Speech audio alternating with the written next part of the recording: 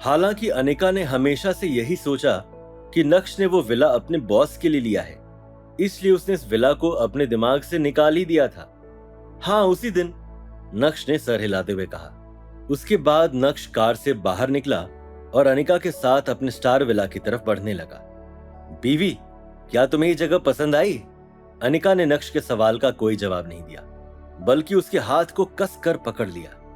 नक्श, ये तुम्हारे बॉस का विला है ना? क्या उन्होंने हमें अंदर जाने की परमिशन दे दी है? ये बोलते हुए अनिका के चेहरे पर नर्वसनेस साफ दिखाई दे रही थी। नक्श, मैं जानती हूं कि तुम चाहते हो कि मैं तुम्हें एक अलग नजरिए से देखूं, लेकिन अभी जो हम कर रहे हैं वो अगेंस्ट द लॉ है। चलो हम जल्दी से यहां से निकलते हैं। अनिका ने नर्वस होते हुए कहा। कोई बात नहीं, भले ही तुम्हारा घर कितना ही गंदा क्यों ना हो, मैं अच्छे से रह लूंगी। भले ही हमारे रास्ते में कितनी ही अड़चने क्यों ना आए, मैं हमेशा तुम्हारे साथ चलूंगी। अनिका का प्यार अब दमकने लगा था। ये सब सुनकर नक्श एकाएक शॉक्ड रह गया था। उसे समझ नहीं आ रहा था कि इस समय वो अनिका को कैसे एक्सप्लेन करे। खड़े क्या हो? अगर तुम्हारे बॉस ने तुम्हें यहाँ देख लिया तो वो नाराज होंगे। चलो यहाँ से, तुम्हारे घर चलते हैं। अनिका काफी डरी हुई साउंड कर रही थी।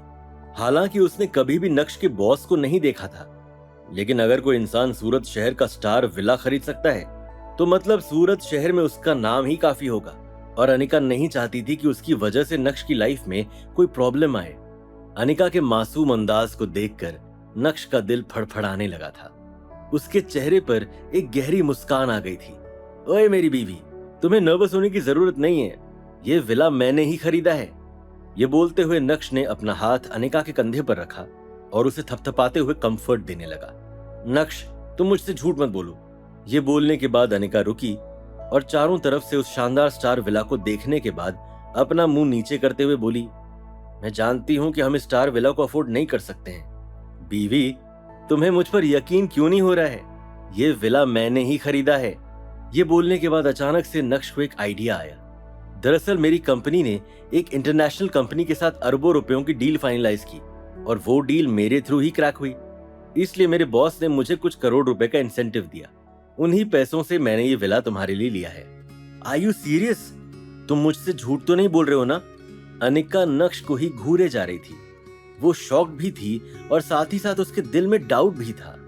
हालांकि नक्श को भी लग रहा था कि उसने जो रीजन दिया है उसका स्टैंडर्ड बहुत ही लो है, लेकिन उसके बाद भी नक्श अपनी बात पर बरकरार रहते हुए बोला, ऑफ कोर्स अनिका, हमारी शादी को लगभग 3 साल हो गए हैं, मैं तुमसे झूठ क्यों बोलूंगा?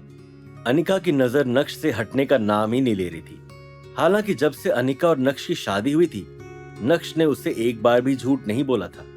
अनिका ने एक बार फिर से अपनी नजर उस स्टार विला की तरफ घुमाई और मन ही मन सोचने लगी, इस विला की कीमत 20 करोड़ रुपए है। अगर नक्श को 20 करोड़ रुपए का इंसेंटिव मिला है तो मतलब डील तो पता नहीं कितने बिलियंस की होगी। नक्श का बॉस कौन है? क्या भानुशाली ग्रुप का नया सीईओ तो नहीं? सूरत में इतनी बड़ी बड़ी डील तो सिर्फ भानुशाली ग्रुप ही करता है। क्या ये विला सच में तुमने ही खरीदा है? अनिका को अभी भी भरोसा नहीं हो रहा था और वो बार बार लगातार एक ही सवाल को अलग अलग तरीके से पूछती जा रही थी। ऑफ कोर्स, तुम यहाँ पर चैन से रह सकती हो, नक्श ने मुस्कुराते हुए कहा। जब अनिका ने यह सुना तो उसके चेहरे पर भी मुस्कान आ गई थी। नक्श को खींचते हुए वो सीधा विला की तरफ बढ़ी और अच्छे से विला को देखने लगी। नक्श, मैं अभी मम्मी को कॉल करती हूँ, उन्हें बता देती हूँ कि तुमने एक विला भी ले लिया है, अनिका ने एक्साइटेड होते हुए कहा। जब उन्हें इस विला के बारे में पता चलेगा तो मम्मी और मामा जी दोनों तुम्हें एक अलग नजर से देखेंगे और उनके दिमाग से वो फालतू का भूत ही निकल जाएगा। ये बोलने के बाद अनिका ने नक्श को हग किया और उसके फेस पर एक किस दे डाली। ये पहली बार था जब बीते 3 सालों में नक्श को अनिका से एक किस मिली थी। उस एक किस ने नक्श को हिला के रख दिया था। उसका शरीर ठंडा पड़ गया। उसे समझ नहीं आ रहा था कि कैसे रिएक्ट करे। हालांकि जैसे तैसे नक्श ने अपने आप को संभाला और बोला, बीवी, मुझे लगता है कि तुम्हें थोड़ा इंतजार करना चाहिए।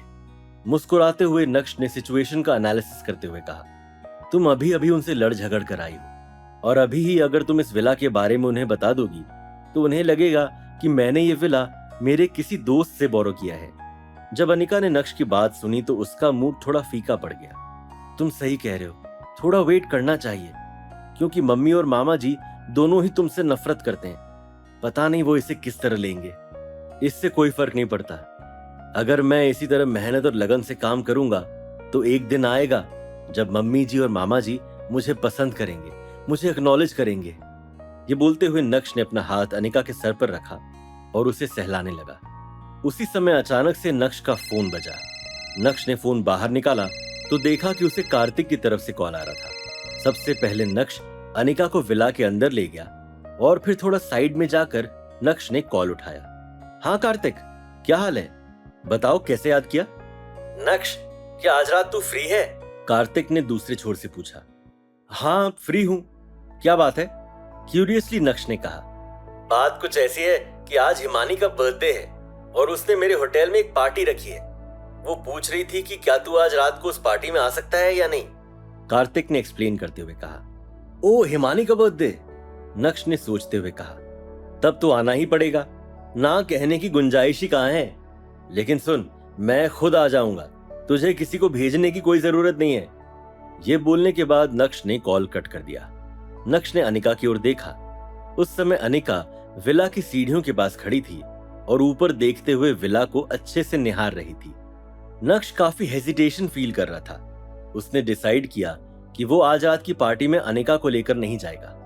वो नहीं चाहता था कि अभी अनिका को उसकी असली आइडेंटिटी के बारे में पता चले।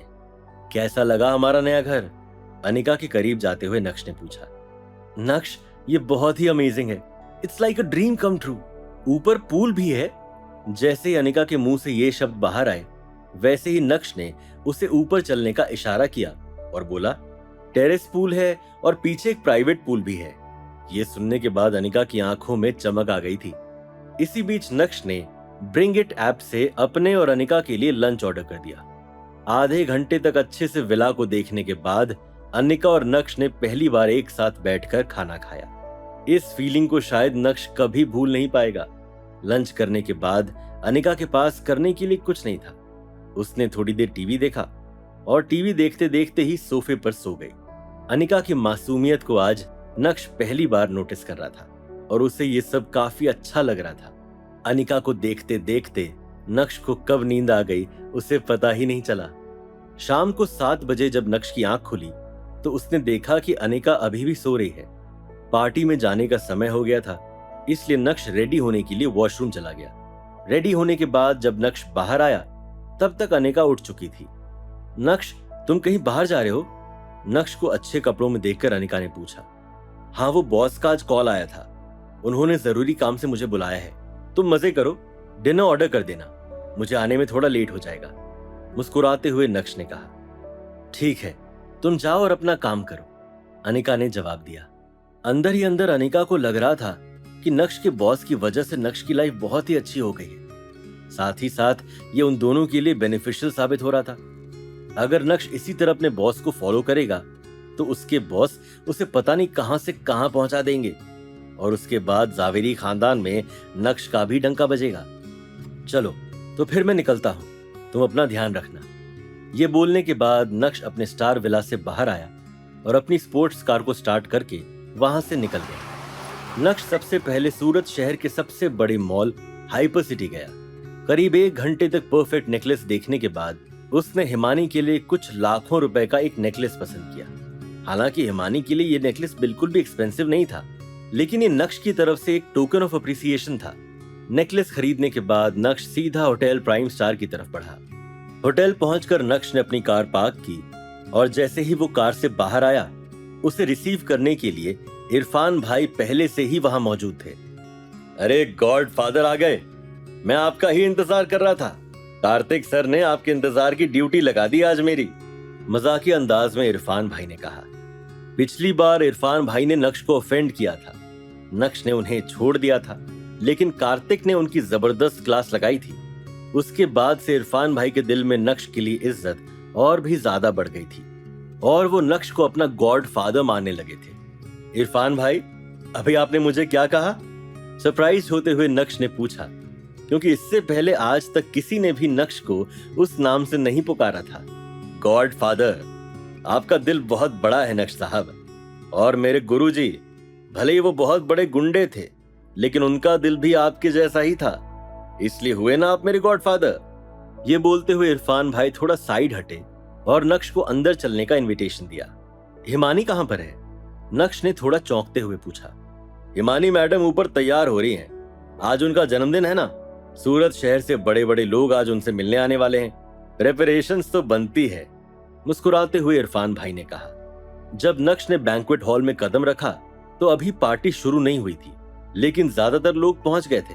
और पहुंचते क्यों नहीं, बदानी ग्रुप ऑफ इंडस्ट्रीज का भी सूरत शहर में बहुत नाम था। बैंक्वेट हॉल के एक तरफ सारे एक्सपेंसिव गिफ्ट्स रखे थे जो गेस्ट हिमानी के लिए लेकर आए थे। यकीन मानिए, एक पूरा कॉर्नर गिफ्ट से भरा हुआ था। अभी नक्श ने सोचा ही था कि वो भी अपना गिफ्ट इन गिफ्ट्स के बीच में रखे कि तभी अचानक से यूनिफॉर्म पहने एक स्टाफ मेंबर नक्श की तरफ बढ़ा और धीमी आवाज में बोला, सर, गिफ्ट रखने के बाद प्लीज मुझे फॉलो करें। सारे बॉडीगार्ड्स के लिए एक प्राइवेट रूम बुक किया गया है। इससे पहले कि नक्श कुछ बोलता, इरफान भाई का चेहरा गुस्से से भर उठा। यहाँ बॉडीगार्ड कौन है? जब उस स्टाफ मेंबर ने नक्श के साथ इरफान भाई को देखा तो उसके चेहरे के एक्सप्रेशंस पूरी तरह से बदल गए थे। सॉरी सर, कहते हुए वो गिड़गिड़ाने लगा। कैसे काम करते हो तुम? कम से कम आंख खोल के देखो तो सही कि कौन कहां से आया है।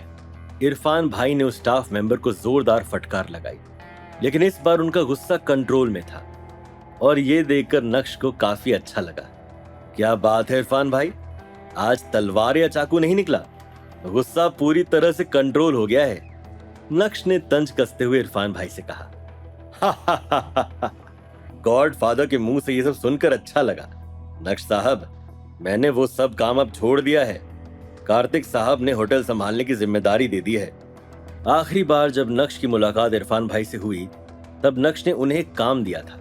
साथ ही साथ कार्तिक को भी लगा कि इरफान भाई को होटल संभालने की जिम्मेदारी दे देनी चाहिए। होटल्स में भी क्राइम बहुत होते हैं, तो एक क्राइम करने वाला अब क्राइम मैनेजमेंट का काम कर रहा है और इरफान भाई इस काम से काफी खुश भी थे। इस पार्टी में क्या होने वाला है? क्या इस पार्टी में नक्श की मुलाकात कुछ ऐसे एलिमेंट से होगी जिससे एक बार फिर से बवाल मचेगा? क्या नक्श और अनिका अब हमेशा के लिए एक साथ रहने वाले थे?